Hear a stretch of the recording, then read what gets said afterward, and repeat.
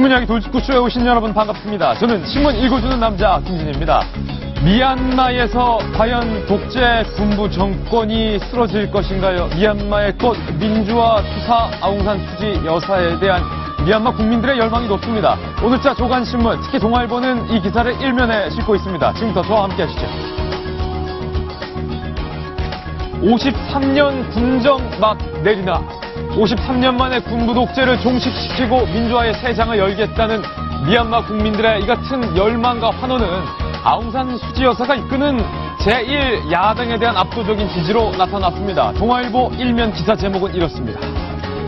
꽃이 총을 꺾었다. 더 이상 무슨 설명이 필요할까요? 다음 신문입니다. 이번엔 한국일보입니다. 모처럼 내린 단비, 정말 달았던 비였는데 하지만 해갈엔 턱없었다. 이 정도로는 충남 서부 지역 7개 시군에 실시 중인 제한급수에 아무런 영향을 미치지 못했던 상황입니다. 아직도 목마르다는 거죠. 실제로 보령댐이 충남 지역 내 각종 용수를 정상적으로 공급하기 위해선 5,300여만 톤의 물이 추가로 필요하지만 이번에 보령댐에 내린 비의 양은 20여만 톤에 불과했습니다. 얼마나 이 충청도의 가뭄이 심각한지를 단적으로 보여주는 예입니다. 아직도 물이 모자랍니다. 다음 신문입니다. 이번엔 조선일보입니다. 김만복의 끝없는 엽기다. 신문 기사 제목에 엽기, 이런 말 잘 안 쓰는데 끝없는 엽기. 그런데 거기에 휘둘린 새누리. 김만복 전 국정원장은 새누리당으로부터 입당 통보 못 받았다 이렇게 주장했습니다. 그래서 나 야당 행사 갔다, 지원 나갔다 이렇게 말했는데 그러면서 2달 동안 당비는 왜 입금하셨나요? 여당에서는 뒤늦게 입당 승인은 우리의 실수다. 김만복 전 국정원장을 제명할 것이다 이렇게 밝혔습니다. 이리 보나 저리 보나 새누리당이 김만복 전 국정원장에 휘둘린 것은 분명해 보입니다. 다음 신문입니다. 이번엔 경향신문입니다. 장관은 국회의원 출마 발사 대기되냐? 야당이 잇따른 장관들의 총선 출마에 쓴소리를 했습니다. 그 위에는 공교롭게도 정종섭 장관의 안경을 고쳐 쓴 사진이 함께 실리고 있는데요. 장관은 국회의원 출마 발사 대기대가 아니죠. 다음 신문입니다. 이번엔 한겨레 신문입니다. ROTC 행사에 알바를 모집한다는 광고가 논란이 되고 있는데 어떤 문구가 쓰였길래 짧은 치마가 어울리는 55 사이즈 여성을 모집합니다. 키는 165 이상, 55 사이즈, 웃는 예쁜 얼굴에 비율이 좋으신 분, 칙칙한 남자 모임의 꽃이 되어주시면 됩니다. 알바 구인 사이트에 잇따라 ROTC 행사 의전 진행 보조를 구한다는 내용의 광고가 올라와서 현재 논란이 되고 있습니다. 짧은 치마가 잘 어울리는 55 사이즈. 이리 보나 저리 보나 이 광고도 부적절한 것은 분명해 보입니다. 다음 신문입니다. 이번엔 서울신문입니다. 국사교과서 집필진 25명 이상이 현재 지원했다라고 국편 측이 밝혔습니다. 2017년부터 사용될 국정교과서 집필진 공모에 25명 이상이 지원했다. 필요 인원은 25명인데 그 이상 지원했다 이거죠. 이렇게 밝혔습니다. 반대하는 측에 여러 방해가 있었지만 공모로 뽑으려고 했던 25명을 넘는 두 자릿수 인원이 지원했다. 라고서 국편 쪽이 밝혔습니다. 네, 다음 신문입니다. 이번엔 중앙일보입니다. 중앙일보 일면 기사입니다. 대구 몰려든다. 누가 대구로 몰려든다는 얘기죠? 박근혜의 사람들이 대구로 몰려든다. 방금 봤던 정종석 장관 외에도 윤두현 전 청와대 홍보수석 대구 서구 출마 공식화했죠. 대구 북갑은 어떻습니까? 정광삼 전 청와대 춘추광장 출마 선언했습니다. 대구 중남은 친박계로 분류되는 이인선 전 경북부지사도 출사표를 던졌습니다. 이 대구 지역에 박근혜 대통령의 사람들이 몰려든다. 벌써 대구 쪽엔 박근혜 대통령 진심으로 사랑합니다라는 현수막까지 걸렸다고 하는데 이번 총선 어쨌든 이 대구 지역이 뜨거울 것 같습니다. 오늘 신문 이야기 돌직구쇼 정치, 경제, 사회까지 다양한 뉴스들 준비되어 있습니다. 오늘도 돌직구쇼는 여러분을 위한 쇼입니다.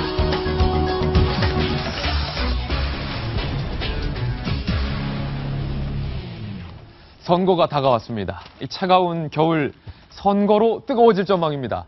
그런데 이번 선거의 이 빅매치, 방금 신문 읽어주는 남자에서 소개해드렸던 대구 지역도 빅매치 지역이지만 오늘 중앙일보 보도에 따르면 이 부산이 말입니다. 부산이 잘하면 이번 선거에 가장 뜨거운 빅매치 격전지가 될 가능성이 있는 것 같습니다. 오늘 저희가 만든 첫 번째 돌직구 신문을 확인하시죠. 자, 지금 공개합니다. 부산 영도에서 김무성 대표와 문재인 대표의 빅매치가 현실화되는 것 아니냐. 이야, 이 빅매치, 용쟁 호투, 용호 쌍벽, 용과 호랑이의 대결.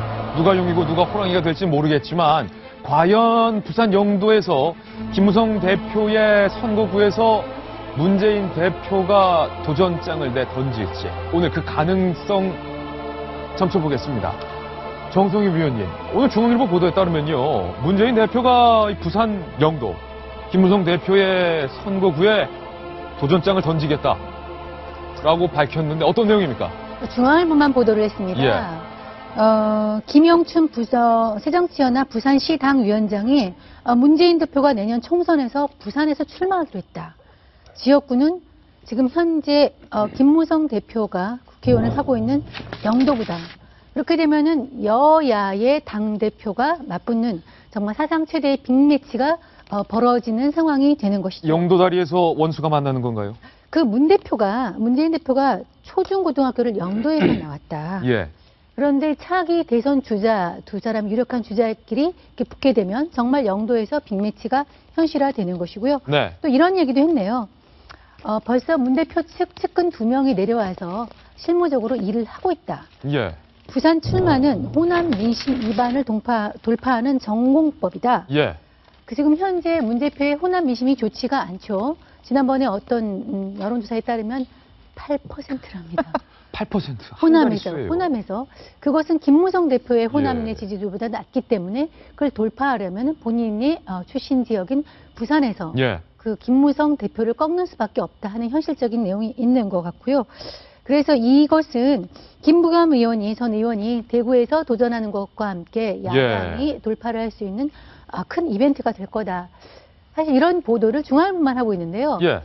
기자 입장에서 이 글을 써놓고 기자가 좀 조마조마합니다. 조마조마하다. 할 것 같아요. 예. 왜냐하면 이거 중앙일보만 나왔는데 사실 이거는 문재인 대표의 머릿속에 있는 얘기이기 때문에 이렇게 써놓고 나서 만약에 정말 출마를 안 하게 되면은 오버가 되거든요. 곧바로 사실 확인 한번 해보겠습니다. 이 자리에서. 만약에 오늘 중앙일보 보도대로 사실은 새정치민주연합의 김영춘 부산시당위원장의 이 발언대로 부산 영도에서 김무성 대표와 문재인 대표가 이번 선거에서 맞붙는다면 대선의 전초전이다. 사실 이번 선거에서 이기는 사람은 대선까지 탄탄대로를 걷겠지만 이번 선거에서 지는 사람은 대선 선거에서 큰 상처를 입을 수도 있는 그런 게임이기 때문에 바로 사실 확인 들어가 보겠습니다.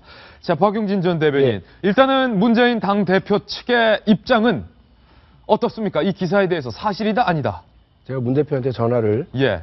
아침에 할 수는 없잖아요. 예. 그래서 측근에게 전화를 해서 확인을 해봤죠. 문 대표 측에게. 근데 여기 김영춘 시당위원장이 이야기한 2~3명의 측근, 영도구에서 실무작업에 착수했다는 그 측근, 그게 누구냐? 예. 오히려 이제 저희가 반문을 하더라고요.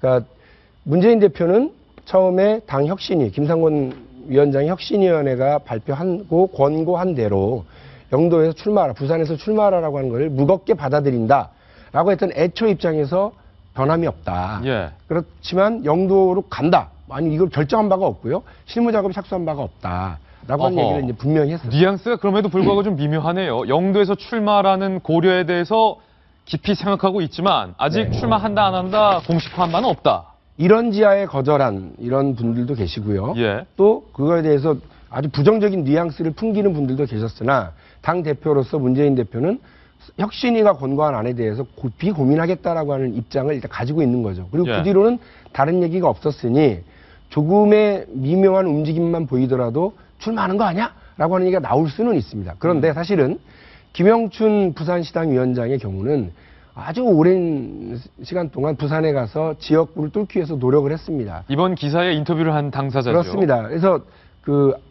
문재인 대표뿐만이 아니라 안철수 전 대표도 부산으로 내려오시라. 부산에서 같이 한번 뚫어보자라고 하는 그런 전략을 계속해서 이제 설파하고 있는 중이라서 그러니까 본인의 바람은 강력하죠. 빅스타급들이 어려운 지역에서 선전을 해줘야 당이 살아난다. 뭐 이런 그렇죠. 얘기죠. 그래서 예전에 한번 있었던 이른바 낙동강 전선, 낙동강 벨트 예. 이걸 어떻게 형성하는지에 따라서 부산판 전체 큰 판이 달라진다. 부산이 제가 알기로 18석인가가 있는 지역이고요.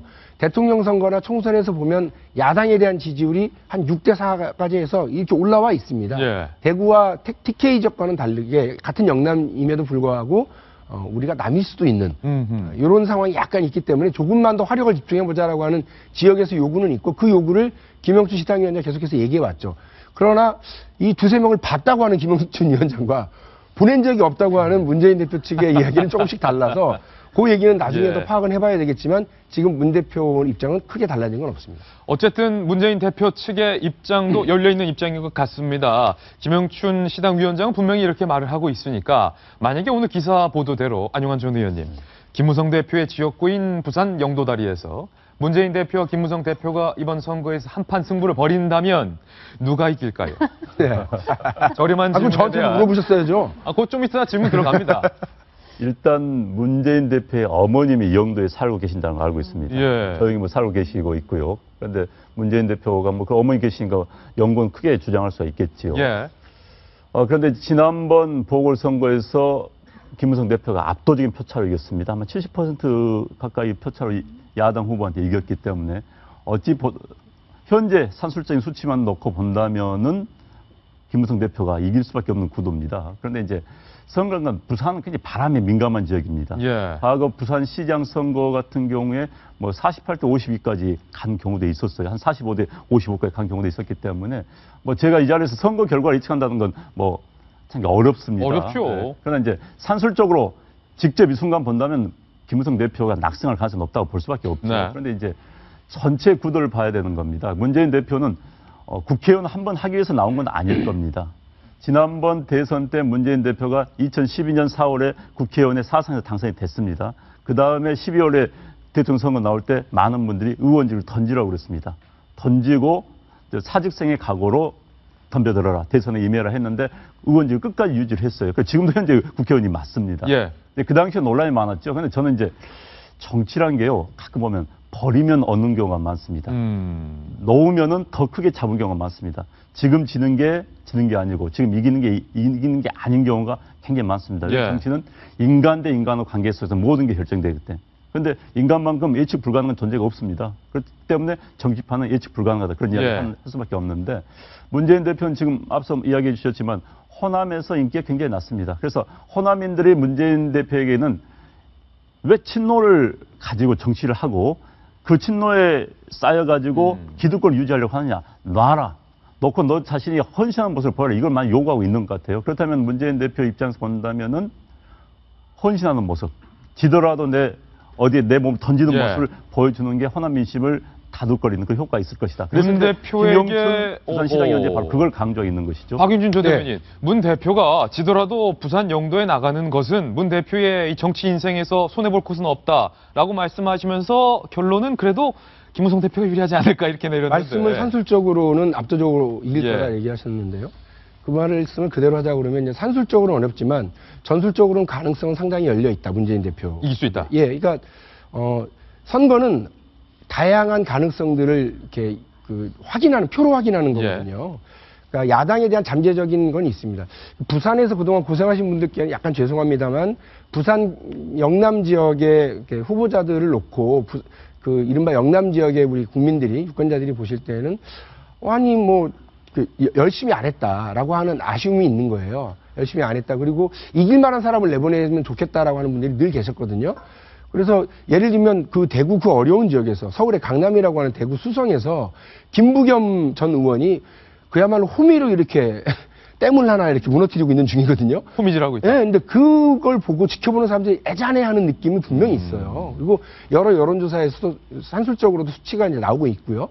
근데 부산에서 야당의 대표가 모든 걸 다 걸고 영도다리 위에서 혈투를 퇴로가 없는 혈투를 벌이겠다고 했을 때 영도다리 대혈투. 예, 그러면 이제 거기에 여러 가능성들이 막 물 한 개, 바다 물 한 개 피어오르듯이 쫙 피어올라서 전망은 어떻게 될지 아무도 모릅니다. 아무도 모른다. 문재인 해볼 수 있다. 대표의 예. 정치적 사이즈를 볼 수 있는 기회입니다. 어느 정도 큰 통으로 결정할 수 있는가를 볼 수 있는 가름이지. 참 문재인 대표는 비례대표를 통해서 의원직을 획득한 다음에 대선 때 나가겠다 그런 계획을 가지고 있는 것 같아요. 그런데 그것 가지고는 대선 후보가 되기는 쉽지 않습니다. 정성위 의원님, 사실은 부산에서 노무현 전 대통령의 지난 국회의원 도전기를 떠올리지 않을 수 없을 텐데. 저도 그 생각을 했습니다. 그 문재인 대표가 진정 노무현의 친구라면 예. 이렇게 당이 요구하고 또 자기 헌신이나 희생이 필요할 때 사실 큰 승부를 이렇게 수용하는 그런 모습을 좀 보여야 될 거라고 생각하고, 좀 더 심하게 얘기하면 어쩌면 이렇게 당내의 지지도와 리더십에서 상당한 위기를 겪고 있는 문재인 대표가 승부를 한번 보임으로써 탈출할 수 있는 좋은 기회라고도 생각이 됩니다. 그 옛날에 그 노무현 대통령 부산 동구에서 선 국회의원 됐고, 그런 실패할 줄 알고 실패할 줄 알았다기보다는 본인한테 굉장히 유리하지 않은 선거임에도 불구하고 한 번 더 선거에 나갔고, 예. 그다음에 또 부산 시장 선거에도 나갔거든요. 제가 그 어떤 국회의원이 쓴 전기를 한번 읽어보니까 나를 키운 8알은 낙선이었다, 이렇게 얘기를 하더라고요. 사실 그래서 바보 노무현이라는 별명이 거기서 나왔죠. 그렇습니다. 그래서 이 큰 정치인, 큰 꿈을 보고 있다면은 이런 그 선거의 빅매치를 피하지 말고 한번 하는 것이 예. 혹시 아까 말한 대로 진다 하더라도 본인한테 정치적으로는 승리할 수 있는 어떤 기회가 될 것 같습니다. 과연 부산 영도다리에 피어오르는 물 한 개처럼 문재인 대표의 승기가 무럭무럭 피어오를지, 아니면 부산에 있는 큰 바위처럼 김무성 대표의 존재가 문 대표를 억누를지, 부산 영도다리의 대혈투가 이루어질지 지켜봐야 될 것 같습니다. 다음 뉴스인데요. 박근혜 대통령의 배신의 정치에 나 깜짝 놀랐다. 유승민 의원의 상가집에서 이런 발언을 한 중량감 있는 인물이 나왔습니다. 과연 누구일지 다음 돌직구 신문을 통해서 만나보시죠. 유승민 의원의 부친상 의미심장한 빈소 풍경. 그렇습니다. 이회창 전 한나라당 총재가 유승민 의원의 빈소를 찾았습니다. 부친상을 찾아서 의미심장한 발언을 했는데, 박 대통령의 배신의 정치 발언에 깜짝 놀랐다. 이회창 총리와 그리고 김무성 대표가 뭐라고 말했는지 직접 한번 들어보시죠.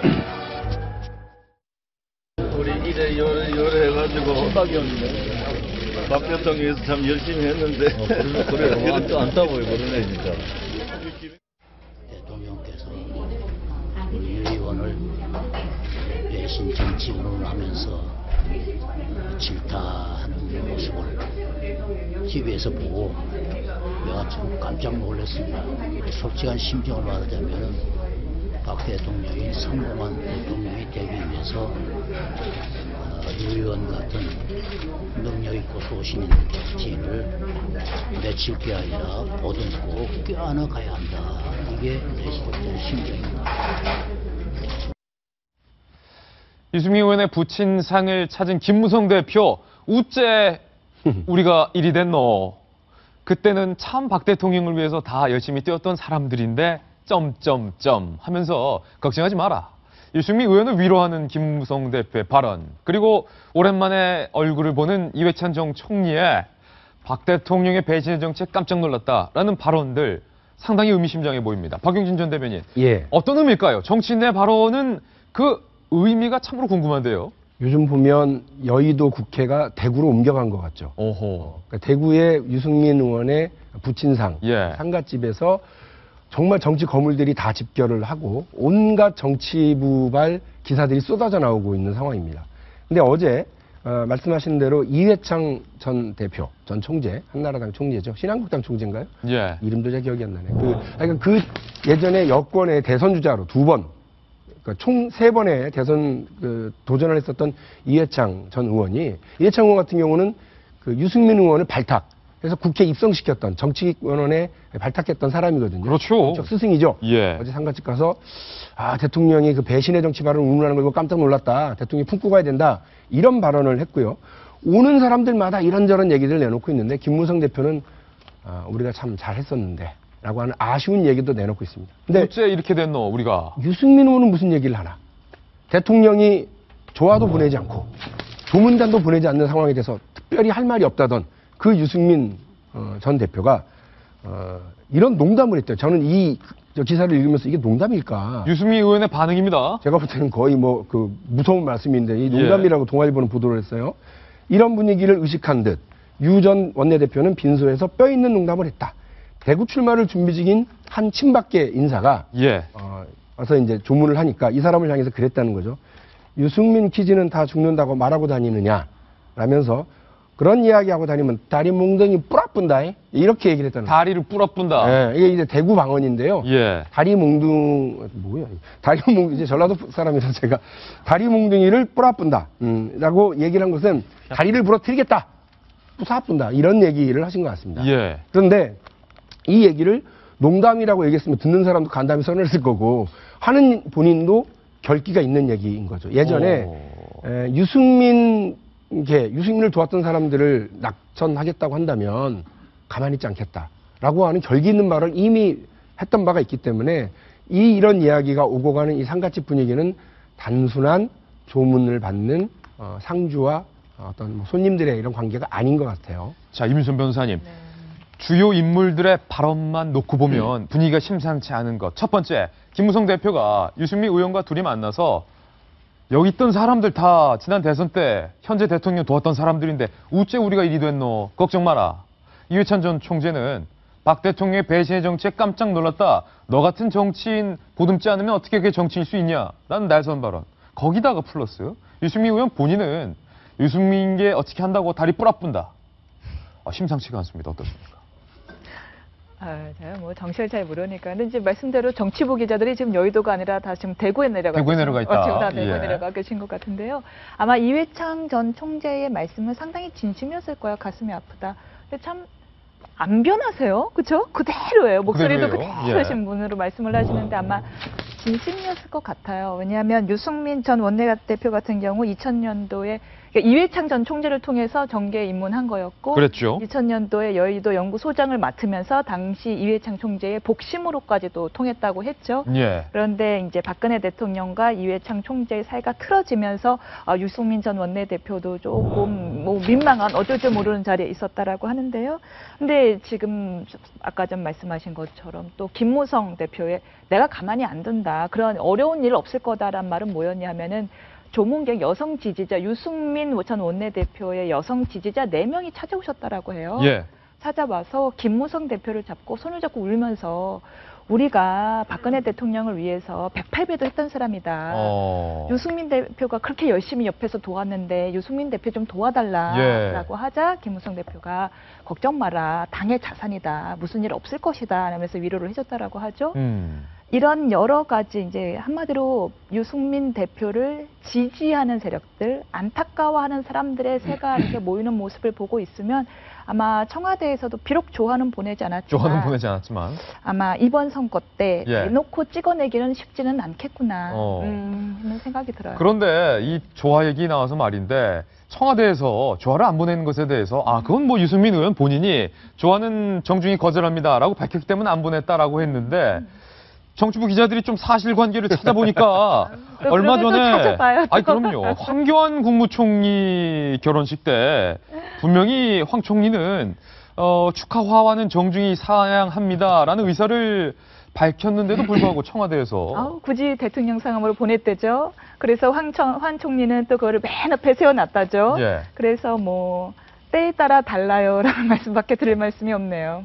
그렇다면 사람마다 대통령이 사람마다 다른 것은 분명히 보인다는 건데 정 의원님 일단 그 부분부터 황교안 총리 때는 보내지 말라는데 보내고 유승민 의원 때는 보내지 말라고 굳이 청와대 얘기도 안 했는데 놀라운 취재력을 발휘해서 안 보내는 모습 어떻게 보입니까? 오늘 관련해서 동아일보에 칼럼이 실렸어요. 그래서 우리 오늘 좀 잠깐 소개해드리면은 우리 송평윤 의원이 쓴 박근혜 한정판이라는 박근혜 한정판이라는 칼럼을 보면 나와 있습니다. 사실 박근혜 대통령이 늘 대통령 시계를 하는데 지난 MB 때는 대통령 시계 굉장히 남발했잖아요. 저도 이거 지금 이명박 대통령 시절에 받은 그 대통령 시계입니다. 언제적 시계입니까? 이게 시계를 제가 잊어버렸어요. 없어가지고 사실 어제 처음으로 수리를 해서 차고 왔어요.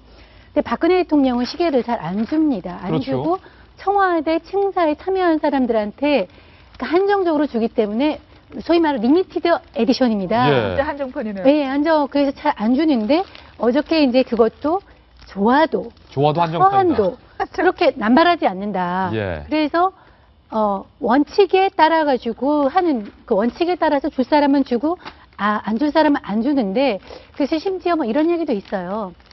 박근혜 대통령이 그 조화나 허한 보내용까지 결제를 받아야 되느냐? 화환까지 결제 받아야 되냐? 예, 그리고 일일이 이 한정판 관리라는 게 쉽지가 않잖아요.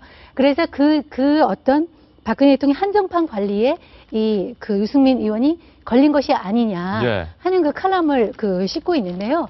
어찌됐건 이것은 분명히 박근혜 대통령의 진심이 실린 조화 안 보내기다. 조화 안 보내기 진심이 실렸다. 조화 얘기는 그렇다 치고 박용진 전 대변인, 예. 이회찬 전 총리제가 오랜만에 등장을 해서 한 발언이 굉장히 박근혜 대통령을 향해서 나리선 발언입니다. 왜 이렇게 속이 좁냐 이 얘기죠. 예. 예, 솔직히 말씀드리면 저는 아까 우리 임 변호사도 말씀을 하셨습니다만 박근혜 대통령이 이렇게 유승민 의원이 이렇게 대하는 것에 대해서 거의 찬밥 신세 그리고 미운 털 박힌 미운 오리 새끼 취급 이렇게 하는 것이 이게 자꾸 알려질수록 대구 민심이 어떻게 반응할까 너무 궁금합니다. 그 김무성 대표를 붙잡고 울었다는 그 대구의 그 여성 민심들, 우리 유승민 의원 좀 잘 좀 부탁한다라고 얘기했던 그 민심이 상당히 더 커지고 증폭되지 않을까라고 하는 생각이 있고요. 예. 그리고 또 이런 것 때문에 못 찍어낼 거다. 아까 이제 우리 임 변호사님은 그렇게 추측을 하셨는데 제가 또 최동욱 전 검찰총장 쫓아내시는 걸 보면 예. 아마 끝까지 할 것도 같은 이런 느낌도 들어요. 그런데 이 측은지심이라고 하는 거 그리고 좀 안 됐다라고 하는 이런 그 판단 그리고 이런 어떤 미움받고 있는 사람들에 대한 응원 이런 것들이 있게 되면 아마 경선을 통해서 할 수밖에 없을 거거든요. 예. 근데 지금 여당 후보들 아까 우리 브리핑 때 얘기했습니다만 여당의 그 격전지가 다 어디냐면 TK예요. 나는 대통령으로부터 뭘 바꾸는 사람인 것처럼 움직이는 사람들과 붙으면 친박 쪽이라는 사람이 이길 거라고 하는 분위기가 있습니다만 예. 이런 반발 심리와 측은지심이 합쳐지게 될 경우에 유승민 의원은 예. 오히려 이번 아버님 부친상이 본인의 경선과 공천에 어떤 반전의 도움이 될 수도 포인트가 될 수 있다. 있겠다 이런 생각입니다. 그러면 말 나온 김에 대구 민심 한번 살펴보겠습니다. 앞서 신문 읽어주는 남자에서 벌써부터 대구 지역에 박근혜 대통령님 진심으로 사랑합니다라는 한 총선 출마자의 현수막까지 걸렸다는 내용 보도해드렸는데 민심에 밝으신 정성희 위원님, 대구 쪽 민심, 대통령과 유승민 의원의 대결 구도가 지속된다면 대구 시민들 누구 편을 듭니까? 중앙일보를 제가 들고 있는데 잠깐 비춰주시면 예. 이렇게 돼 있습니다. 71세 대구 시민. 네. 대통령이 찌그락하면 다 찍을 끼다. 이거는 좀 뉘앙스를 잘 살려주셔야 되는데요. 예, 제가 사투리를 못해서 대통령이 찌그락하면 다 찍을 끼다. 이게 사실은 대구에 기자가 내려가 있는데요. 아까 상가집 풍경 보셨지만 예. 지금 상가집에 손님과 기자 반, 물 반, 고기 반입니다. 예. 이 기자도 아마 유승민 상가에 취재를 내려가기 위해서 택시를 타고 서문시장을 가보면서 했던 대구 민심을 전했는데요. 전한 그 대구 민심의 신문에 따르는 그 대구 민심은 우린 박용진 전 대변인에 대한 그 유승민에 대한 짠한 예. 마음은 별로 없습니다. 별로 없다. 역시 대통령이다. 예. 여기 보면은 어떤 그 서문시장에서 만난 그 김모 할머니 예. 방사름 없이 말했답니다. 40년 가까이 여기에서 닭 장사를 해온 할머니이신데요. 예. 유승민이가 왜 쫓겨났는지 그런 건 복잡해서 모르겠고 나는 솔직히 대통령 고성세자 뭐 하려고 싶다. 당 보고 찍지 사람 보고 찍나. 대통령이 찍으라하면 무조건 찍을 끼다. 이렇게 얘기를 했고요. 예. 사투리가 아주 점점 나아지고 네. 있습니다. 예. 점점 뿜어내고 있습니다. 네. 그다음에 서문시장에서 만난 50대 주부 고인물은 썩는다 아닙니까? 국민이 원하는 건 경제 좀 살려달라는 건데 예. 그거 하려고 애쓰는 의원은 한 사람도 안 보입니다. 라고 얘기를 했습니다. 뭐 대구에 출마하셔도 되겠어요. 예. 그다음에 이런 건 50대 70대 얘기만은 아닙니다. 예. 젊은의 거리 동성로에서 만난 대학생 최모 씨. 저나 친구들이나 대통령이 하라는 데는 다 이유가 있겠지라고 생각합니다. 무조건 공천 받은 사람 뽑아줄 겁니다. 예. 또 택시기사 만났던 울음살을 잃어서 한 손으로 택시 운전을 하시는 한모 씨. 정말 대통령을 깊이 신뢰합니다. 예. 나라가 안 되는 건 대통령 탓이 아니고 다 국회의원 탓입니다. 예. 이런 분위기로 볼 때 예. 대구 TK 물갈이노는 정말 실체가 있는 것이고 예. 대통령은 뭐 오픈 프라이머리를 하던 전략 공천을 하던 대통령 측근에 있던 사람들이 내려가면 무조건 될 것 같은 분위기가 지금 대구의 분위기랍니다. 자, 안용환 전 의원님, 이건데요. 그러니까 저는 박근혜 대통령님을 정말로 사랑합니다라는 현수막도 걸리고 김문수 전 지사도 나는 친박이다 이런 발언까지 하시고 대통령의 청와대 측근들이 지금 줄줄이 대구에 도전장을 내걸고 있는 상황인데 네. 이거 정말 대구 물갈이론이 현실화되는 겁니까? 오늘 아침 신문들이 일제히 그걸 썼네요. 예. 뭐 진짜 정치부 기자들의 상당수가 지금 화면 보니까 제가 아는 기자들 상당수가 뒷자리에 전부 앉아 있어요. 지금 아마 상가의 절반 이상은 기자들 지금 자리를 차지하고 있을 겁니다. 저도 지금 대구 내려갈 뻔했어요. 네, 그러니까는 예. 기자 반, 전문객 반 뭐 이런 상황인 것 같은데 그러다 보니까 국정화 교과서 논란 기사는 다 사라져 버렸습니다. 유승민 원내대표의 부친께서 국정화 논란을 잠재워버리신 이런 상황이 돼버렸습니다. 지금. 그런데 이제 어찌됐든 저는 지금 방금 기사 소개시킨 중앙일보 기사를 보면서 이런 걸 느꼈습니다. 기자들이요, 이 기사를 쓰면은 교묘하게 인터뷰한 사람의 수를 균형을 맞춥니다. 상반하면은 찬성 쪽 사람들 인터뷰 한 절반 싣고 반대쪽 해서 기자들도 빠져나갈 구멍을 찾습니다. 솔직히 한쪽 몰아주지 않기 위해서. 그런데 이 기사를 중앙일보 기사는 그 일방적으로 박근혜 대통령을 지지하는 또 박근혜 대통령에게 좀 애절한 마음을 표현하는 그런 시민들의 기사를 썼어요. TK 지역은 그게 맞습니다. 사실은 박근혜 대통령에 대한 지지가 아무리 떨어지더라도 TK 지역에서는 뭐 70% 뭐 이런 식으로 나오는 경우가 많습니다. 그렇기 때문에 뭐 어쩔 수가 없는 거고. 그래서 지금 뭐 대통령이 누구를 내려보낸다 만다 전략 공천에서 과거처럼 뭐 어느 지역권 누구 해서 발표하는 식은 아닐 겁니다. 단 대통령의 측근이었던 사람들이 난 대통령의 신임을 받고 왔다라고 했을 때 그 효과는 막강할 겁니다. 이제 유승민 원내대표의 그 동정심도 분명히 있습니다. 유승민 원내대표 지역구에서는 특히 클 겁니다. 아마 4명의 아까 그 여자분들은 유승민 대표의 지역구에 있는 분들일 겁니다. 그렇기 때문에 그분들 유승민 대표에 또 안타깝게 생각할 것이죠. 그러나 어찌됐든 대구나 TK 지역에서 박근혜 대통령 파워는 무시 못한다. 무시 못하고 그 영향력은 선거에 그대로 영향을 미칠 수밖에 없습니다. 유승민 의원의 이 부친 그 상가집에서 이루어진 여의도 정치의 축소판에 대한 뉴스 전해드렸습니다. 이번에 소개해드릴 뉴스의 주인공은 오늘 조간신문의 보도에 따르면 엽기적이다, 코미디다 이런 수식어가 붙은 주인공입니다. 도대체 누구길래? 돌직구 신문을 통해서 만나보시죠. 김만복 전 국정원장에 대한 보도입니다. 황당 입당, 그 뒤 출당 위기. 이것은 블랙 코미디의 결작판이 아닐 수 없다. 블랙 코미디가 아니라면 이게 도대체 뭐냐? 조선일보는 오늘 김만복의 끝없는 엽기, 거기에 휘둘린 새누리라는 기사 제목까지 달았고요. 중앙일보는 오늘 만평에 이런 만평까지 실었는데요. 만평 제목은 보다 이런 만평 제목 처음 봤습니다. 만평 제목, 그만 좀 웃겨라. 이 누구한테 하는 말인지는 잘 모르겠습니다만 그만 좀 웃겨라. 김만복 전 국정원장이 새정치민주연합이라는 배에서 뭔가 서류 가방을 들고, 역시 정보맨의 상징 검은 서류 가방을 들고 바바리 코트를 깃을 세우고 선글라스를 쓴 채 새누리당이라는 배로 뛰어들고 있는데 그 배 안에 있는 김무성 대표는 출당이라는 원펀치를 들고 기다리고 있습니다. 그런데 그 뒤를 보시면요. 진짜 먹고 살기 힘들다 개그맨 일동. 이런 만평이 나오게 된 까닭은 무엇일까요? 임윤선 변호사님. 네, 그 베네수엘라였나요? 예. 코미디언이 대통령이 나오더니 우리도 드디어 개그맨보다 더 웃긴 정치인이 나타난 것 같습니다. 국민에게 큰 웃음 주시려고 나오신 것 같은데요.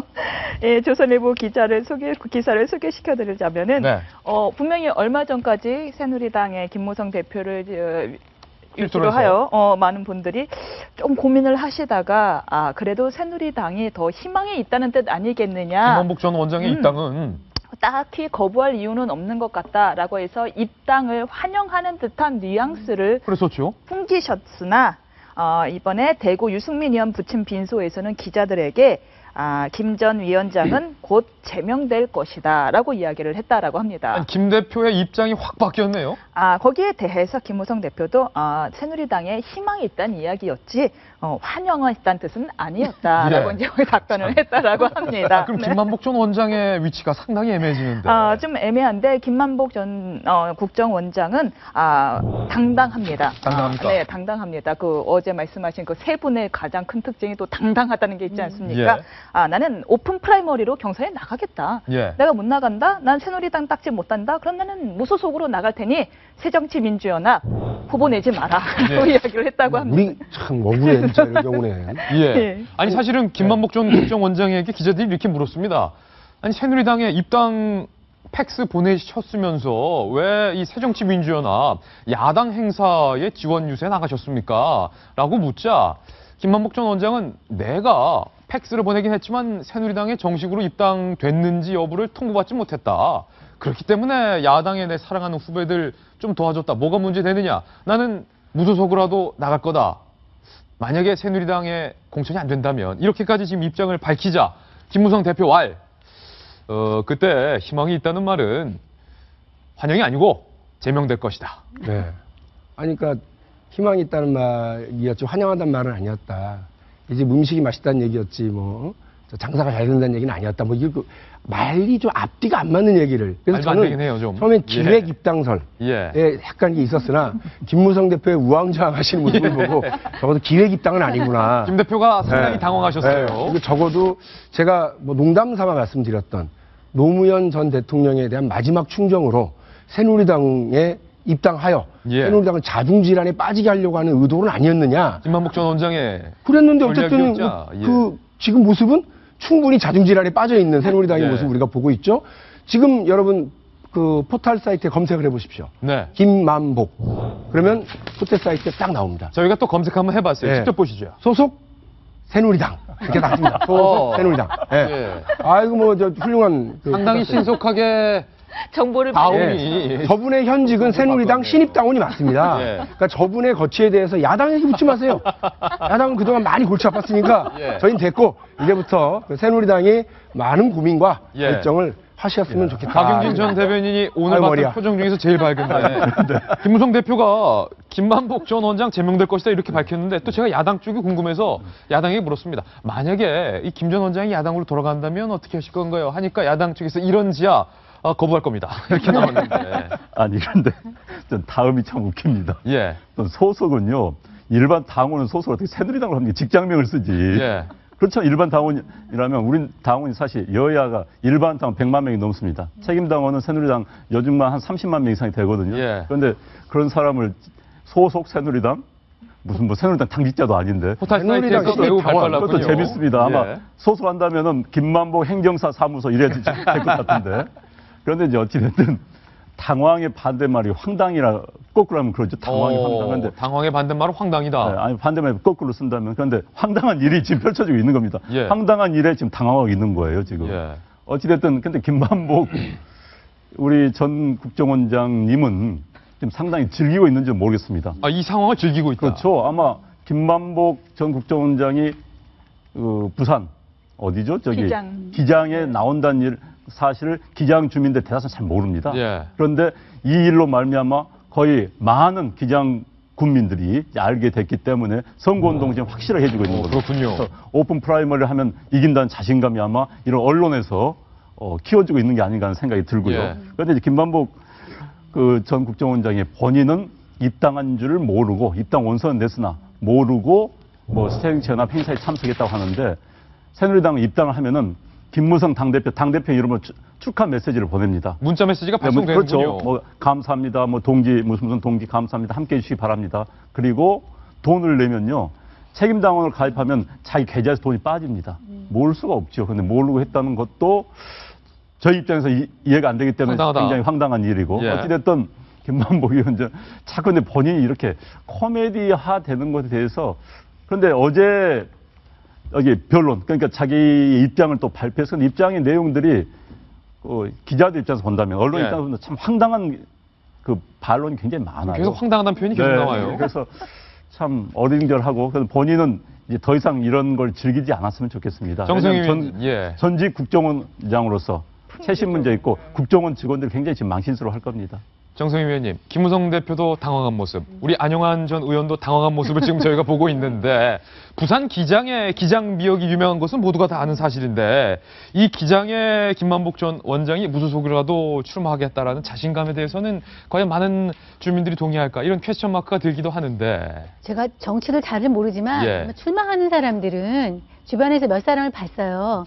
그 봤는데 일단 초등학교 뭐 공창생 곱하기 몇 명, 중학생 자기가 찍고 예. 고등학교 학생들 자기 찍고 직장 하면은 사실 거기는 유권자보다 더 많은 표가 나오더라고요. 그래서 제가 아는 사람이 가까운 사람이 두 사람이 그런 예. 식으로 출마를 했는데 예. 꼴찌를 했어요. 꼴찌? 예, 그렇게 안 나오더라고요. 근데 예. 주변에서 이분은 기장에 이제 국민들이 이렇게 얘기를 했어요. 국민들이 내가 나가면 무조건 이제 된다고 얘기를 하고 자기 성향이 보수적이기 때문에 새누리당이 맞기 때문에 했다. 그리고 이렇게 얘기했나요? 팩스 입당과 관련해서 왜 그렇게 했냐? 예. 노무현 정부에서 함께 일하다 새정치연합에 간 인사들에게 인간적으로 미안해서 새누리당과 사전 조율에 입당하는 관례를 택하지 않았다. 그리고 내겐 국회의원 배지가 필요한 게 마이크가 필요하다. 예.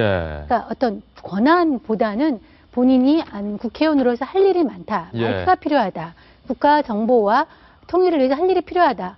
이렇게 얘기를 하면서 확실한 것은 국회의원 출마에 대한 의지를 결코 꺾지 않고 있습니다. 예. 그리고 국회의원은 역시 인지도가 중요하기 때문에 이렇게 얘기하면 얘기할수록 본인은 아마 즐기실지 몰라요. 그런데 오늘 기사는요. 전직 예. 국정원장이 마이크가 필요하다는 이야기는 진짜 무서운 이야기입니다. 진짜 무서운 얘기다. 전직 국정원장은 입을 다물고 있어야죠. 예. 그런데 마이크가 필요하다는 이야기는 전 진짜 잘못된 생각입니다. 그런데 그 무섭고 잘못됐다라고 하는 생각에 문제는 새누리당이 휘둘렸다는 겁니다.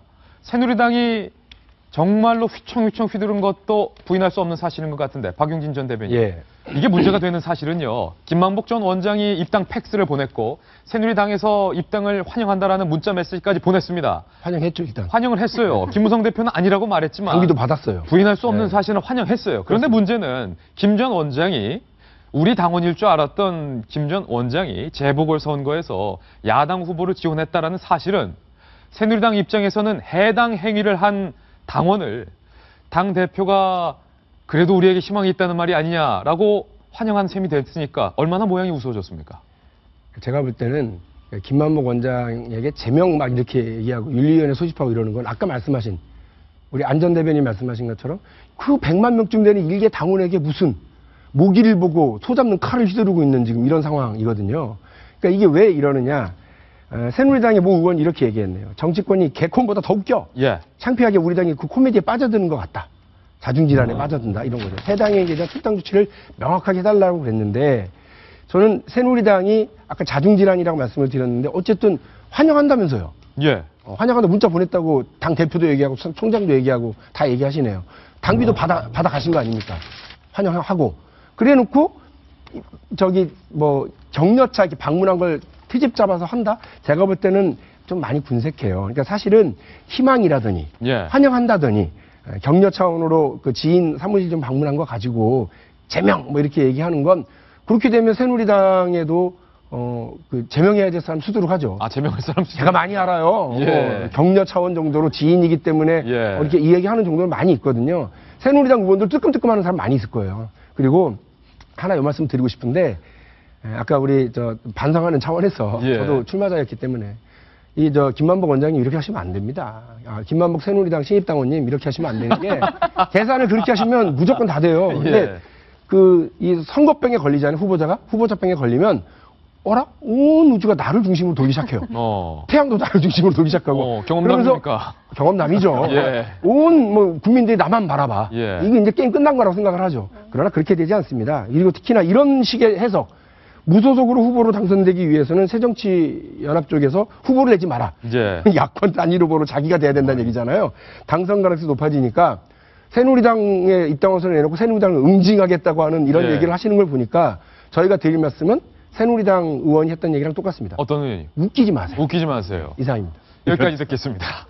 김만복 전 국정원장의 황당 입당 팩스 사건 보도해드렸습니다. 다음에 저희가 준비한 소식은 도직구 신문을 통해서 만나보시죠. 전두환 전 대통령의 차남 전재용 씨가 지난 8월 탈세 혐의로 선고받은 벌금 40억 원을 돈이 없어서 한꺼번에 내기 힘들겠다. 분납할 수 있나요? 할부 가능하나요? 이렇게 검찰에 문의를 해서 보도가 되고 있는데요.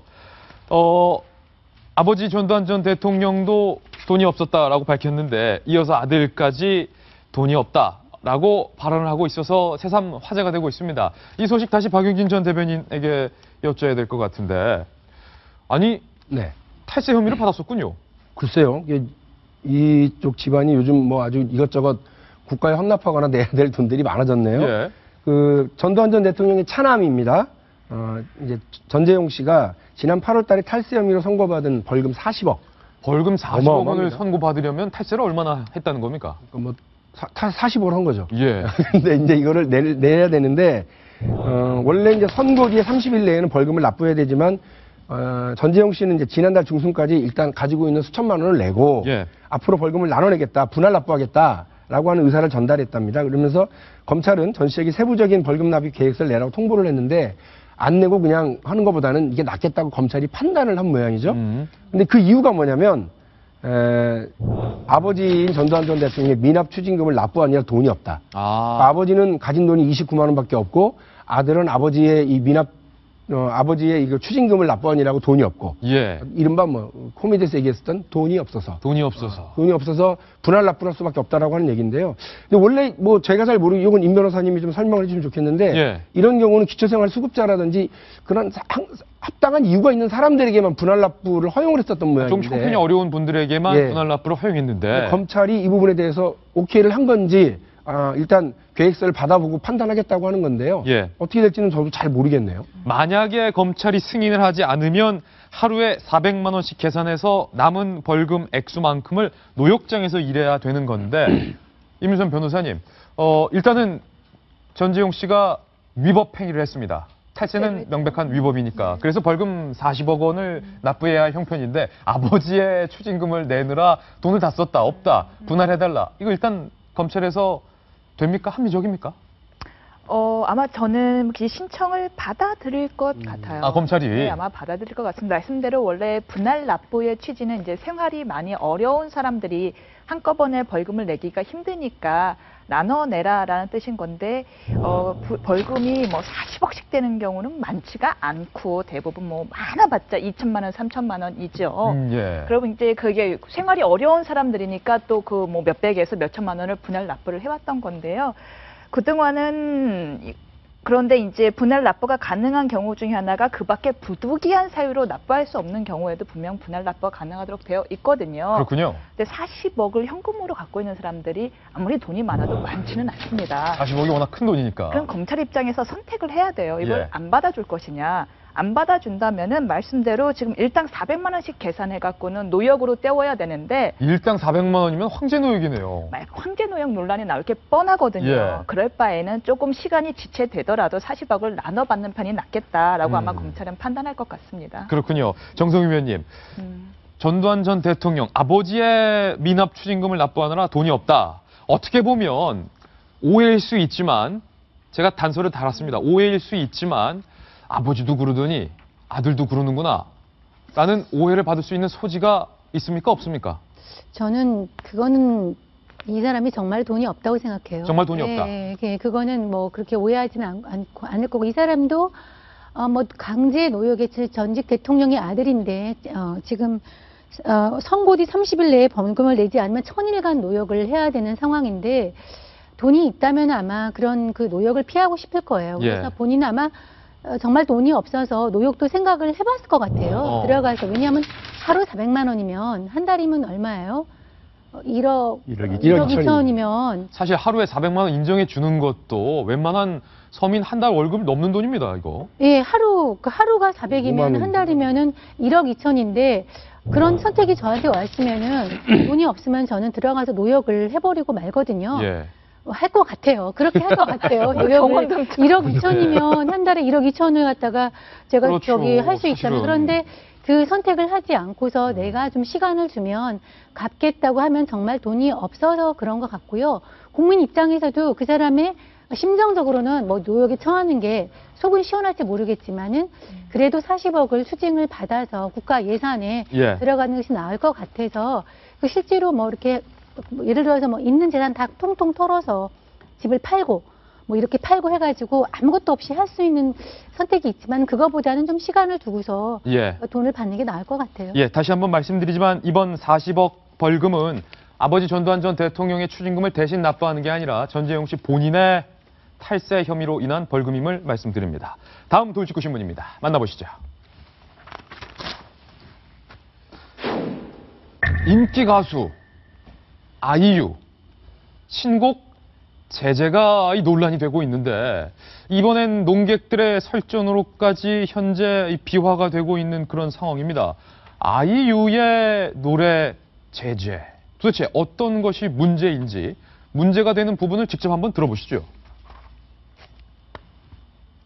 꽃을 피운 듯 발그레해진 저 두 뺨을 봐 넌 아주 순진해 그러나 분명 겨우 알았지 어린아이처럼 투명한 듯해도 어딘가는 더러워 그 안에 무엇이 살고 있는지 알 길이 없어.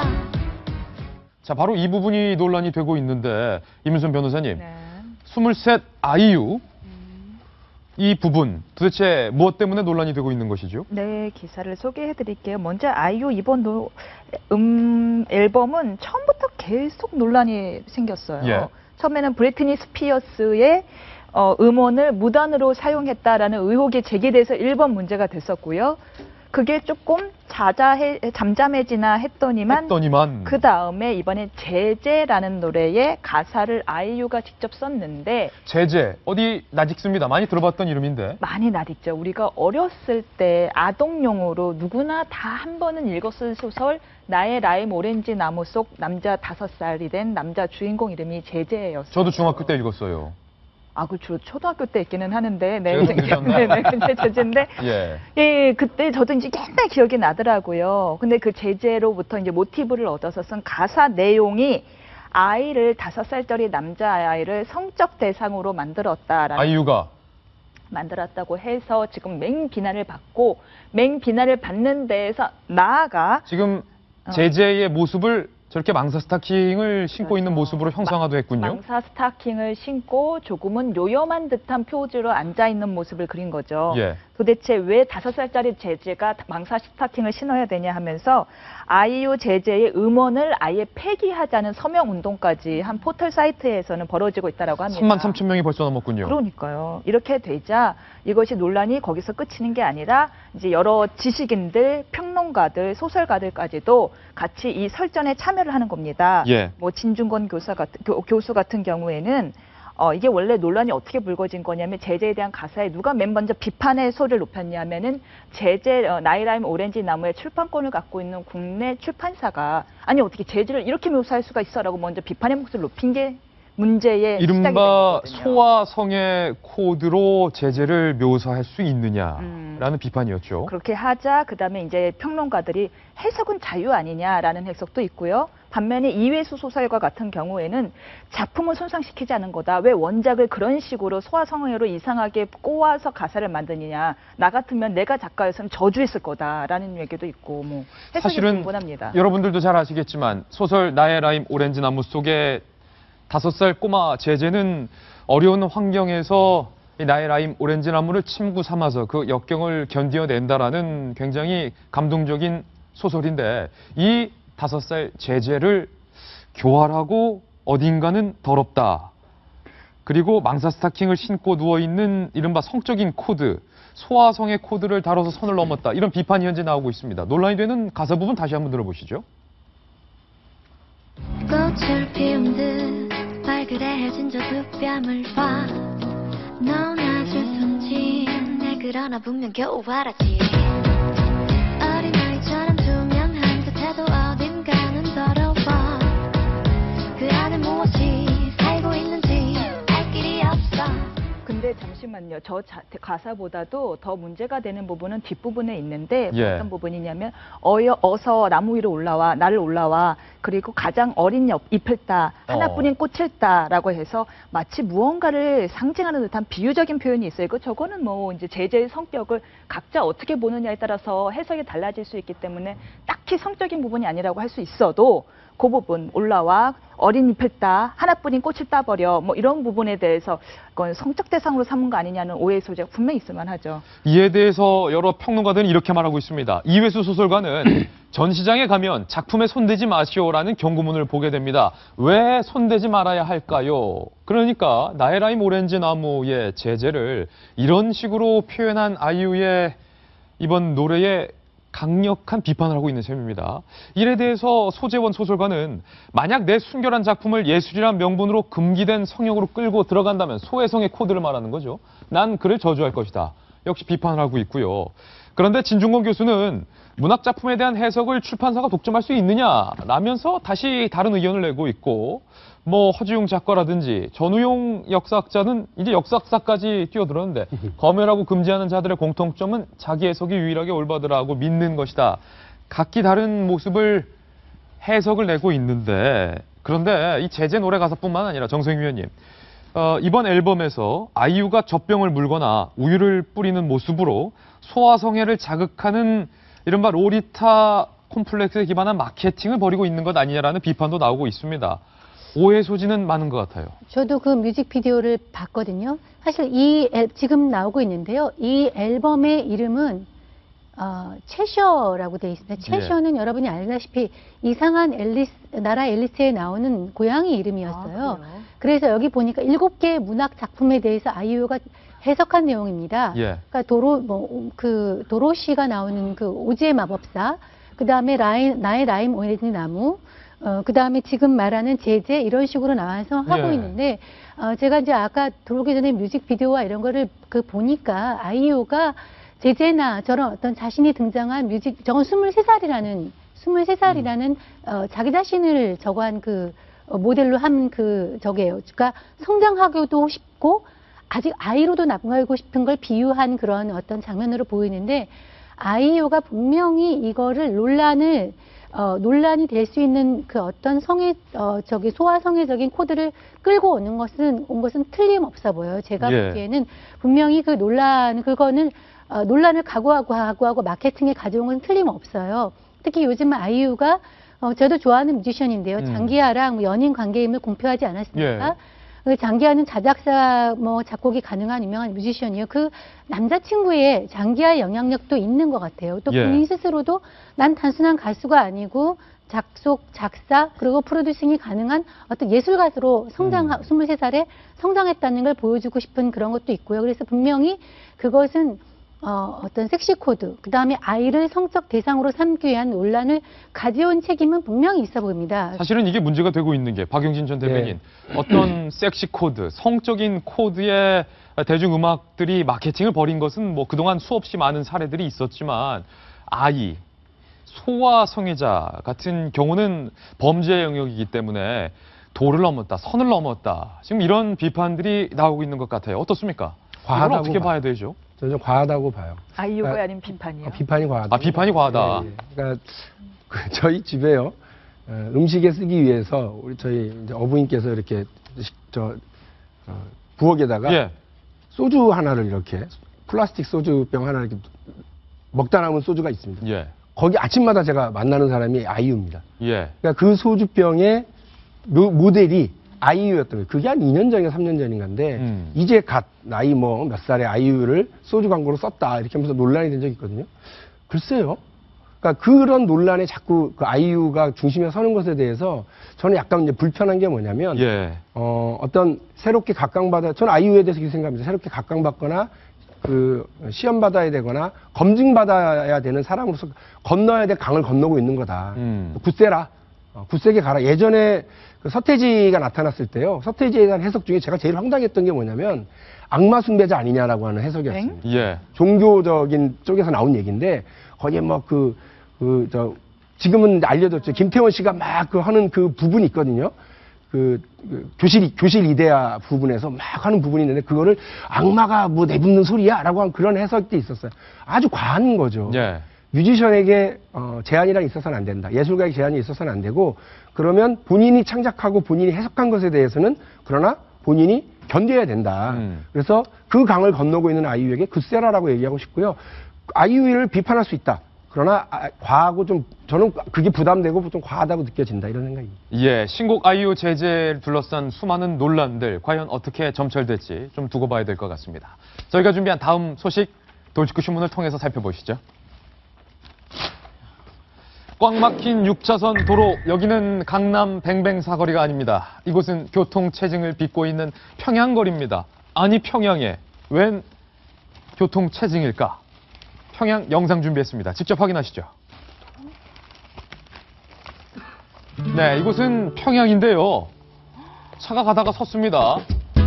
6차선 도로 한쪽 차선이 지금 꽉 막혀 있는 그런 모습이고, 뭐 택시, 승합차, SUV, 세단 여러 가지 차들이 지금 꽉 막혀 있는 마치 출퇴근길 서울 한복판을 보는 듯한 모습인데, 외국인 작가 파커 씨가 지난 9월 말 모란봉 구역 인근 도로에서 자기의 가족과 함께 차량을 타고 이동하면서 찍은 동영상들, 평양 시내 교통 상황을 찍은 영상이 공개가 됐는데, 아니 이게 웬일입니까? 북한 전문 안영한 전 의원님, 평양도 저렇게 차가 막혔던가요?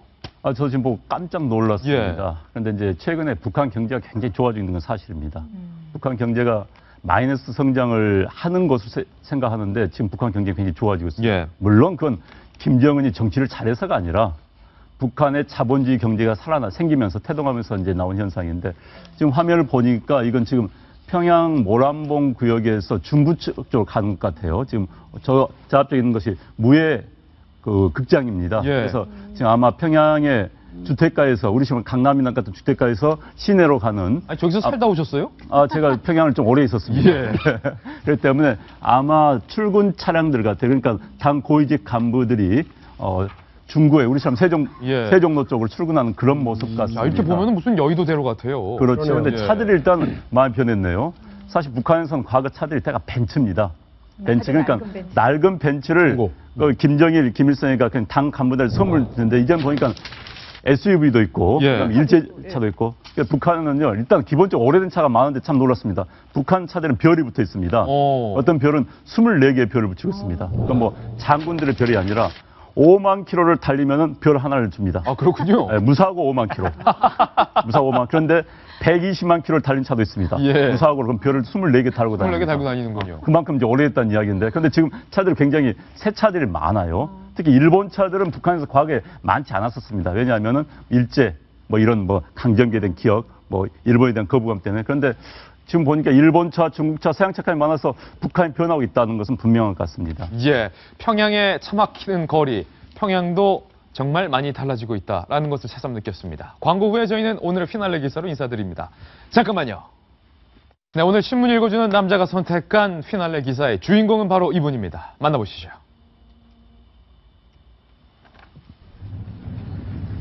보라색 새끼손가락 혁명. 미얀마의 민주화의 바람이 매우 거세게 불어닥쳤습니다. 아웅산 수지 여사가 총선 승리 선언을 하면서 활짝 웃고 있는 사진을 오늘 피날레 기사 제가 선택을 했습니다. 53년의 정말로 오래된 군부 독재가 이번에는 막을 내릴 수 있을지요.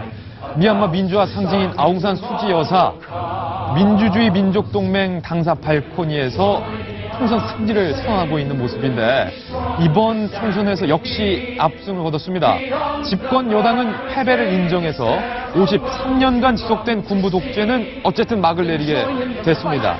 수지 여사의 왼쪽 새끼손가락에 묻었던 보라색 잉크 보셨죠? 한 사람이 2번 투표하는 것을 막기 위해 칠한 것이란데, 최종 개표 결과는 이달 중순에 나올 예정입니다. 이 기사를 오늘 동아일보는 일면에 보도하면서 이렇게 보도했습니다. 꽃이 총을 꺾다.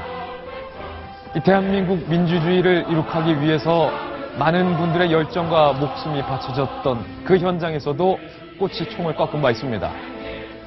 총은 어느 곳에서도 승리할 수 없다라는 민주주의의 진실을 오늘 다시 한번 확인했던 순간이었습니다. 오늘 저희가 준비한 순서 모두 전해드렸습니다. 저희는 내일 아침 9시에 더욱더 풍성한 뉴스로 인사드리겠습니다. 오늘 하루는 분명 어제보다 더 나을 겁니다. 좋은 하루 되십시오. 고맙습니다.